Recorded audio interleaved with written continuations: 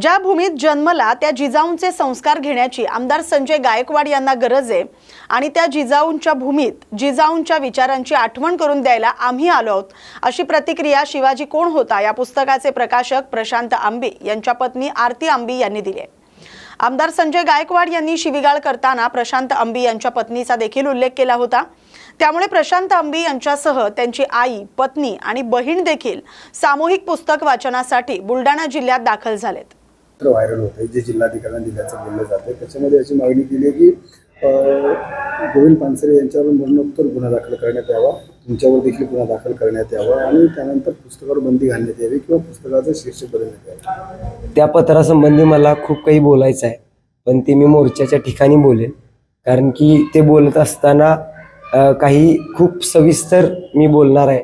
माझी आई आणि माझी बहीण, माझ्या 2 बहिणी इथं आता सध्या उपस्थित नाहीत, आम्ही थोडं उशिरा आलोय या ह्याच्यात, त्या आवरत आहेत, त्यामुळं मी मोर्चाच्या ठिकाणी ते माझे कुटुंबीय सर्व ज्यावेळेला उपस्थित असतील त्यावेळेला मी इन डिटेल त्यावर बोलेन। नाही, मी काल आपल्या प्रसारमाध्यमांच्या वतीनं मला जेवढं मीडियाकडून कळलं त्याबद्दल मी बोललेलो आहे। नंतर मला निवेदन जे आहे ते प्राप्त झालेलं आहे, त्याच्यामुळं खूप सविस्तर मला बोलायचं आहे, त्याच्यामुळं कधी कधी अर्ध बोलण्यामुळं गैरसमज होतात, त्यामुळे मी मोर्चाच्या ठिकाणी बोलेन, तेवढं सहकार्य आपण करावं। आमदार संजय गायकवाड यांनी प्रशांत बोलत जी काही शिवीगाळ केली आहे त्याच्यामध्ये आपला उल्लेख करण्यात आला आहे, संपूर्ण राज्यपालातून पडसाद म्हटले, काय नेमके आपल्या भावना? आज आम्ही जिजाऊंच्या भूमीमध्ये आलेलो आहे। खरं तर इथल्या लोकप्रतिनिधीला जिजाऊंच्या विचारांची पुन्हा एकदा आठवण करून द्यायची गरज आहे, यासाठीच आम्ही इथे आलेलो आहे। त्यांनी जी भासडण्याची भाषा केली, त्यांनी अर्वाच्य शिवीगाळ केली, पण त्यांचे जे नेते आहेत, म्हणजे त्या नेत्यांचे जे नेते आहेत त्यांनी सुद्धा माफी मागितली ना, म्हणून हा विषय संपवायचा प्रयत्न केला। खरं तर हा फक्त आमच्या कुटुंबियांचा प्रश्न नाहीये, यामध्ये शिवाजी महाराजांच्या नावाचा उल्लेख करून शिवीगाळ करण्यात आलेली आहे, जीवे मारण्याची धमकी देण्यात आलेली आहे। मी आणि माझे पती प्रशांत आंबी आम्ही दोघं देखील चळवळीतील कार्यकर्ते आहे, 10-12 वर्ष चळवळीमध्ये काम करतोय, त्यामुळे जीवाची भीती आम्हाला नाहीये। पण एखादा लोकप्रतिनिधी जर अशा पद्धतीने कायम बोलत असेल, हे झाल्यानंतर 2 दिवसानंतर आम्ही त्यांच्या मुलाची एक क्लिप व्हायरल झालेली बघितली, त्यामध्ये देखील ते अश्लील शिवीगाळ करतायत। तर अशा पद्धतीने जिजाऊच्या भूमीमध्ये शिवीगाळ जी होते, महाराष्ट्र याच्याकडे बघतोय आणि ही निंदनीय गोष्ट आहे। त्यामुळं आमदार साहेबांना आम्ही विनंती करायला आलोय की ज्या भूमीत जन्मलाय त्या जिजाऊंचा तरी जिजाऊंकडून जे संस्कार घ्यायची तुम्ही गरज आहे, ते संस्कार आज त्यांना आठवण करून देण्यासाठी आम्ही या भूमीमध्ये आलेलो आहे। शहापूर तालुक्यातील पोटनिवडणुकीला सुरुवात झाली आहे। 3 ग्रामपंचायतींमध्ये थेट सरपंच पदासाठी मतदान होते, तर 4 ग्रामपंचायत सदस्य पदांसाठी देखील मतदान सुरू झाले। 3 सरपंच पदांसाठी 8 उमेदवार रिंगणात आहेत, तर 4 सदस्य पदांसाठी 12 उमेदवार निवडणूक रिंगणात उतरलेत। आज सकाळपासूनच मतदानाला सुरुवात झाली।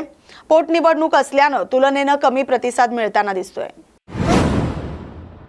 अमरावती जिल्ह्यातील दर्यापूर तहसील कार्यालयाच्या परिसरात आत्मदहनाचा प्रयत्न झाल्याची धक्कादायक घटना समोर आली।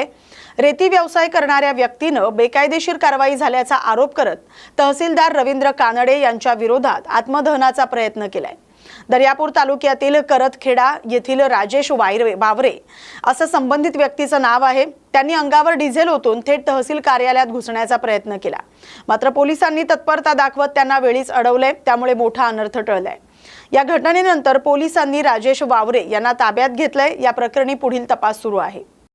कायदेशीर अंतर लावलाय ना मेजरीचं बोलणं राईट माझोड दोलदोल मोठे लोकेशन टाकून आले, लोकेशन महाजोड बी आहे, फक्त काय आहे पैसा दिला म्हणून अंतर लावलं साहेबांना, आणि त्यानं त्याचा काय जवळ होय का तो जो घाट हरासनी पुरा घाटावर उचलून नेला तर त्याचे इडो आहेत, त्याच्यावर म्हणलं साहेबांनी किलीवर चला तुम्ही त्याच्यावर कारवाई करा, काही कारवाई नाही केली याच्या। तहसीलदाराला सांगितलं नाही तुम्ही? अरे बाबा, तहसीलदाराला सांगितलं, एफडीओला सांगितलं, या पांडेबावाला सांगितलं, मंडळ अधिकाऱ्याला सांगितलं, पण कोणी याच्यावर डोळे बंदच करू नये सगळं।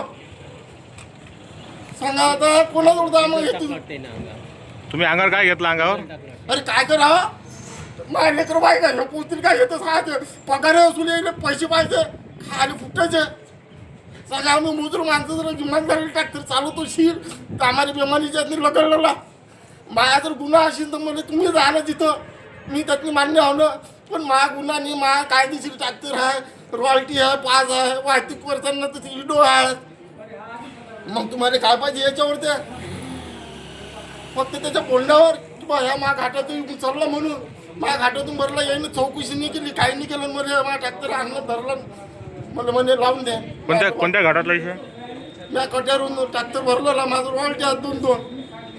म्हणे 11:40 तर ट्रॅक्टर म्हणे घाटात नव्हतं. माझं लोकेशन 11:40 कुठे आहे तो 10:30 पावणे 11 वाजता ट्रॅक्टर पंपावर डिझेल भरून ट्रॅक्टर भरायला गेलं रॉयल्टी घेऊन काय दिवशी राहिला तरी यायनं मला खोट्या हातने अडकून दिलं. म्हणजे यायला किती पावर आहे मग आता काय तुम्हाला संविधान सांगता? अबे संविधान नका सांगू तुम्ही. संविधान फक्त एकच लिहून होणार आहे गेला तू बाबासाहेब आहे.